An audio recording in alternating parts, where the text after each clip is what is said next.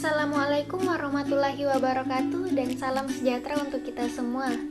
Nah, pada video kali ini kami akan membahas mengenai teknologi makanan dan minuman. Sebelum itu, saya akan memperkenalkan anggota dari kelompok kami. Yang pertama ada Kak Iswanto, kemudian ada Kak Dendi Kasar Pratama, selanjutnya ada Jumasna, kemudian ada saya sendiri, Nur Fadila Idil, dan yang terakhir ada Andi Muhammad Yazid. Nah, pada pembahasan kali ini kami menawarkan sebuah produk yaitu tape pelangi, di mana tape ini diproses dengan cara fermentasi dan kita menggunakan berbagai varian warna. Untuk bahan-bahannya sendiri itu sangatlah mudah. Yang pertama ada beras ketan hitam, kemudian beras ketan putih, selanjutnya ada ragi, dan yang terakhir ada pewarna makanan yang membuat tampilan dari tape makin menarik. Baik, selanjutnya saya akan menjelaskan mengenai manfaat tape.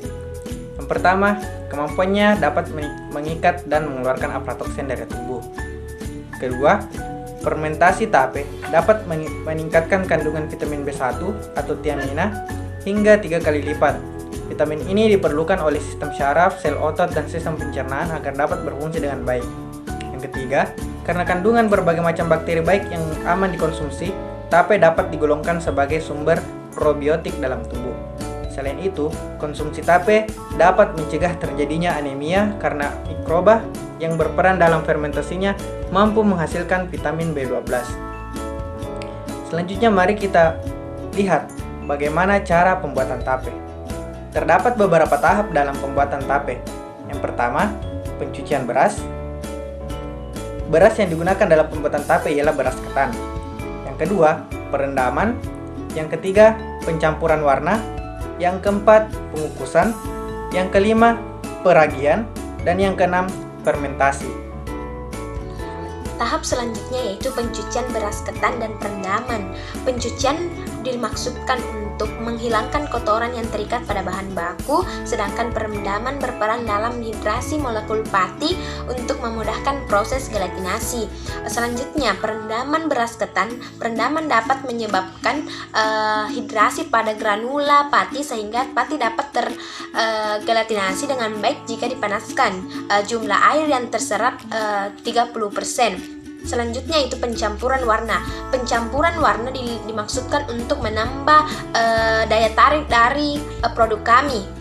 Setelah beras direndam, maka tahap selanjutnya yaitu beras dicampur dengan warna agar lebih menarik.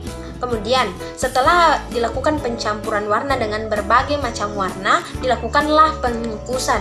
Proses pengukusan dapat mensterilkan bahan baku sehingga dapat mengontrol tahap fermentasi lebih baik. Beras yang masak atau tanak dapat diperoleh dari pengukusan selama 30 sampai 60 menit dihitung saat uap air mulai terpenetrasi ke dalam bahan. Selama pengukusan, beras akan menyerap air sekitar 7-12% dari berat awal pengukusan. Total penyerapan air sebanyak 35-40% sehingga dapat menghasilkan beras tanak yang baik untuk difermentasikan.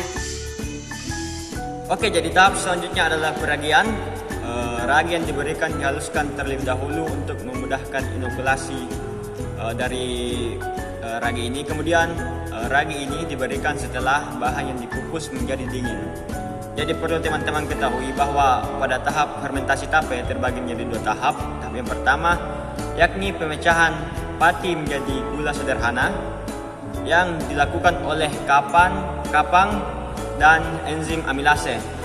Pada pemecahan pati menjadi gula sederhana ini, dia bisa menimbulkan rasa manis, kemudian bisa membentuk cairan pada tape. Kemudian tahap berikutnya yakni fermentasi.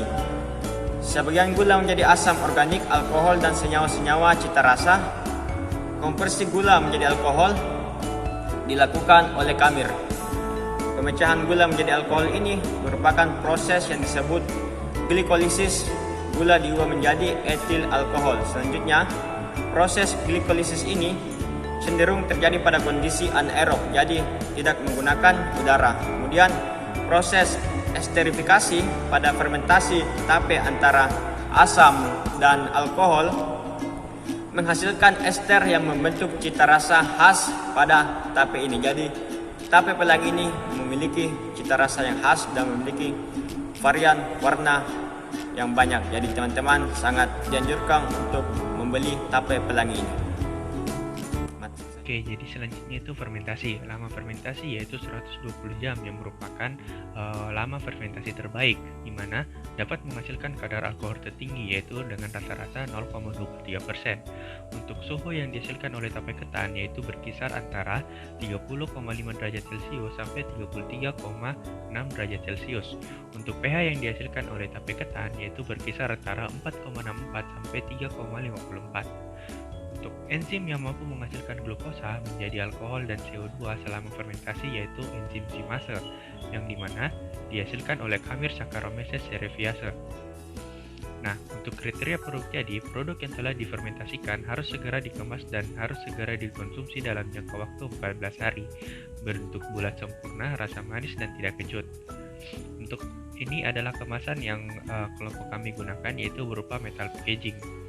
Nah, untuk di sini informasi nilai gizi dari produk kami yaitu takaran saji 100 gram, energi kalori 172, protein 3,0 gram, lemak 0,5 gram, karbohidrat 37,5 gram, kalsium 6 mg, fosfor 35 mg, besi 0,5 mg, vitamin B1 0,04 mg, dan air 58,9 gram.